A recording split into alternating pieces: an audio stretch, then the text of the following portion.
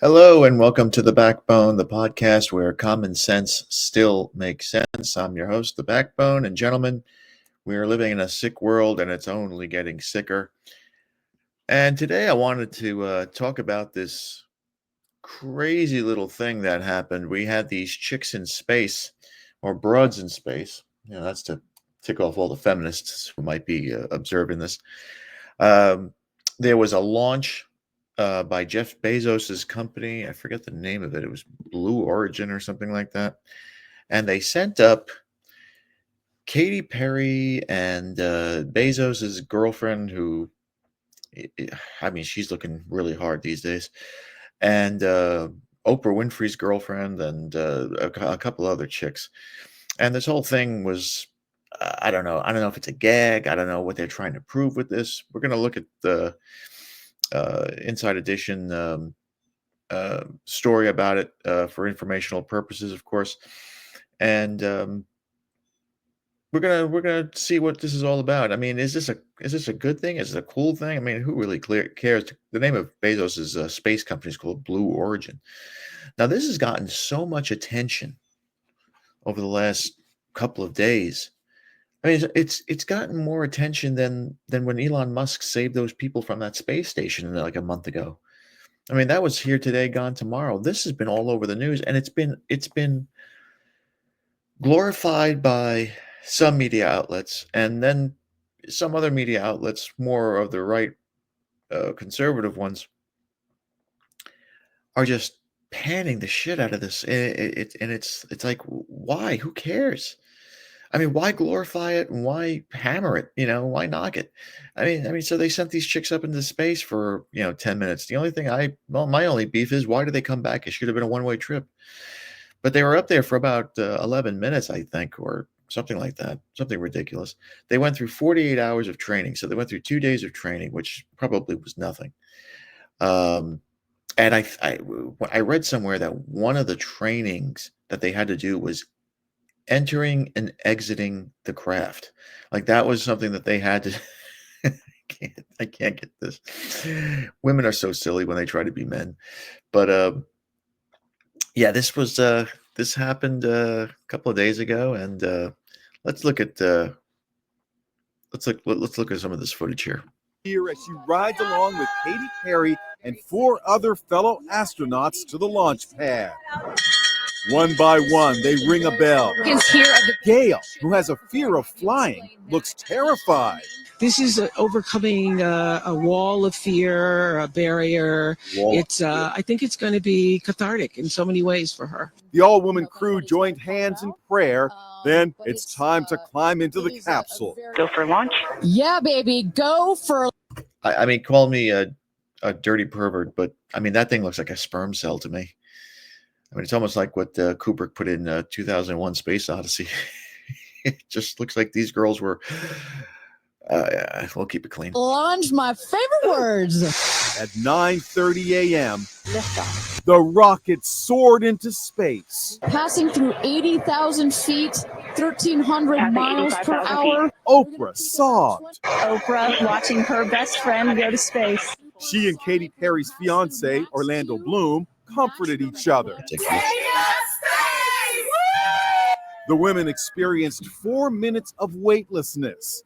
Katy held up a daisy for the camera. They are floating, they are weightless, they are experiencing zero G for the very first time in their lives. They were overwhelmed by what they saw. Oh, the moon! You guys, I have to tell you, look at the moon. Look. Then it was time to return to Earth. Touchdown.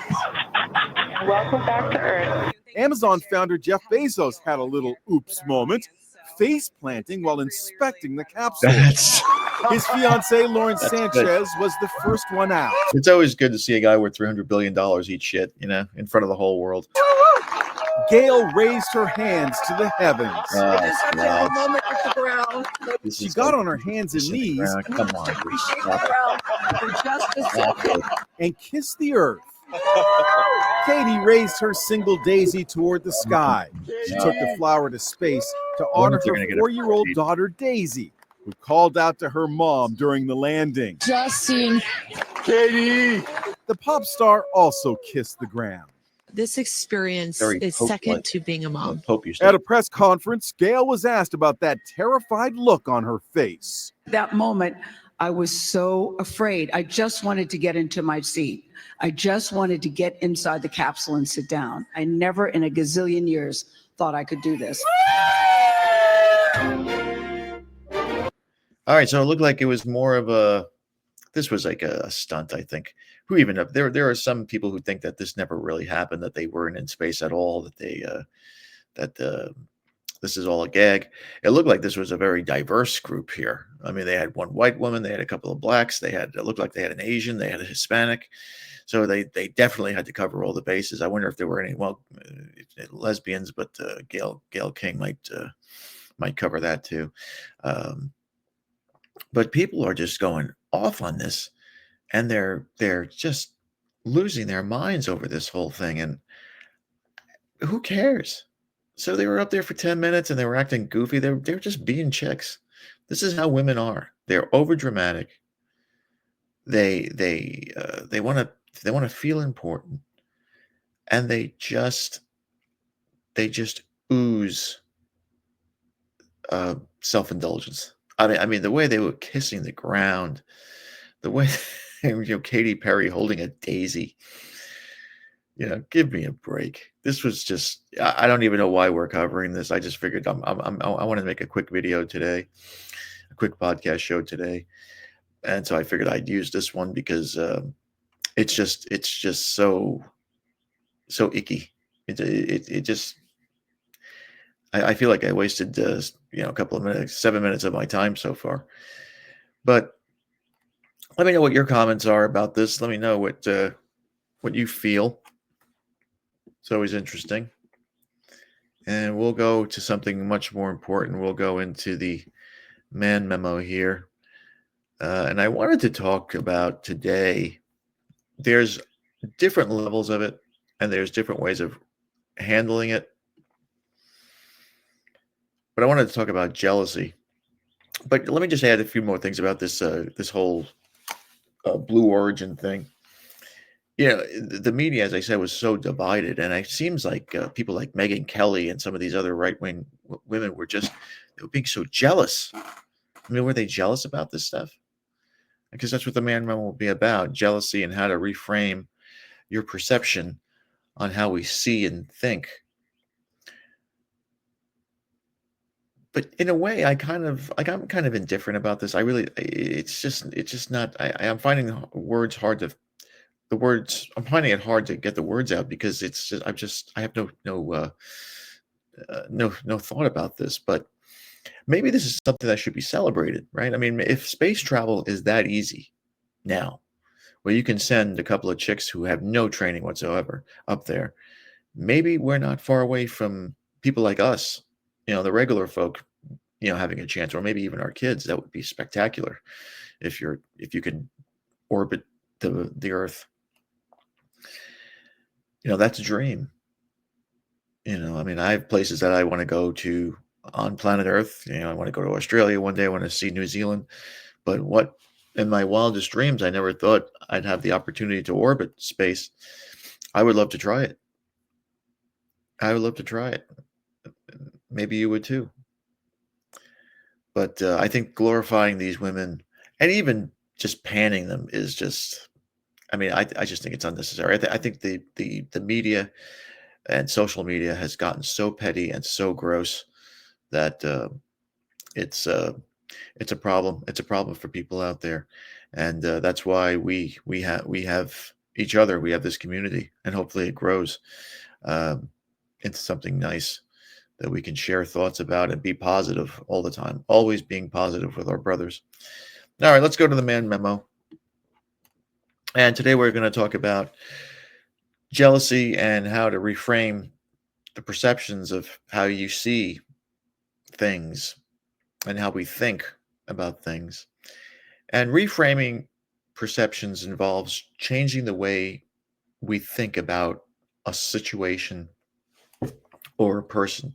I think when people see those chicks up there in space, they all have money, they're all famous, and they're all vapid.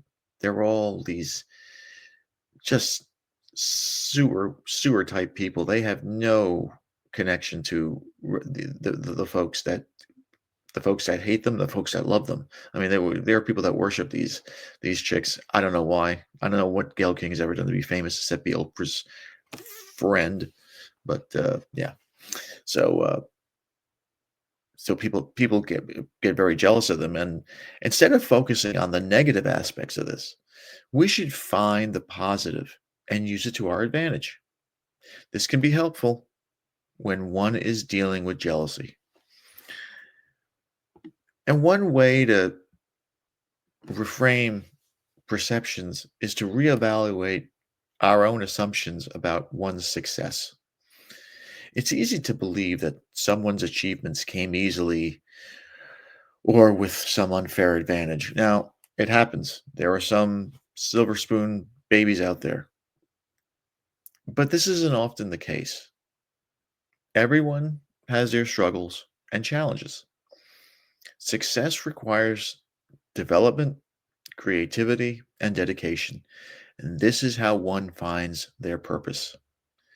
By recognizing this, we can see others' success differently. Instead of feeling envious, we admire their perseverance, utilizing it as inspiration for our own goals. We can look at somebody and say, I'm not jealous of him. I don't want to copy him, but I want to see how he did this or she did this. And maybe it could help me build my business, my career, and so forth.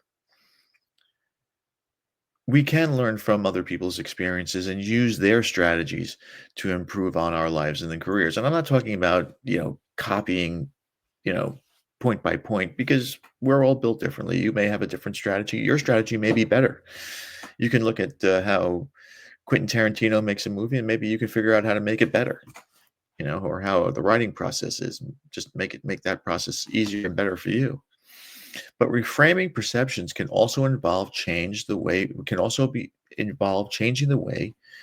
we view ourselves. Don't focus on the flaws and weaknesses, but rather focus on your strengths and accomplishments. This helps build confidence, reducing any feelings of inadequacy. We reframe our perception of failure not by viewing it as a setback, but as an opportunity for growth and learning. This helps us become more resilient and better equipped to handle future challenges. But I want to be clear. Reframing perceptions is not about ignoring reality or pretending everything is perfect.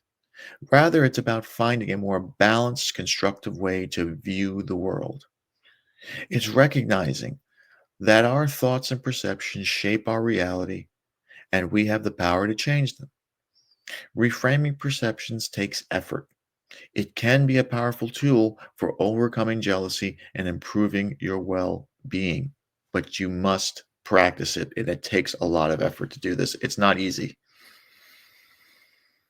By shifting our focus from the negative to the positive, we cultivate a more optimistic and resilient mindset.